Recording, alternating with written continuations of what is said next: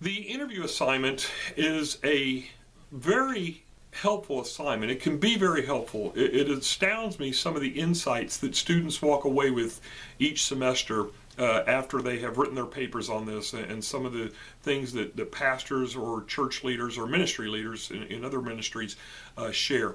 So what you need to do, this is again on your assignment guide, as all of these assignments are, what you need to do is you need to pick one of the tracks. If you're a pastor, you need to do the pastor track. If you're not a pastor or not expecting to be a pastor, then choose the non-pastor track. That could work for missionaries, or perhaps you're in the MACE or MABEL program even, or something like that, where you're looking, or MACO, where you're doing counseling. So choose the non-pastor track for that, and you need to interview two different people. Okay, the criteria are included as far as the church sizes and various things. You need to interview two different people and then report on both of those. The interview questions are in one of the appendices at the end of the assignment guide document, so you can get the actual questions. You need to use those questions. If you are not going to use those questions explicitly, you must get my permission beforehand and tell me what questions you are going to ask in their place.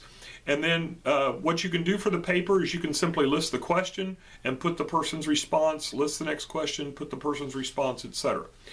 Now, a couple of things. Number one, you need to include the person's name and their contact information, email address, phone number, something like that, because I will randomly check that you have actually done the interview. Not to suggest anybody wouldn't, but people haven't. They've tried to make one up. And so just a cross-check of a certain number of interviews I will do to make sure that those are actually being done. The other aspect that you need to consider when you're doing the interview is that it must either be in person or over the phone.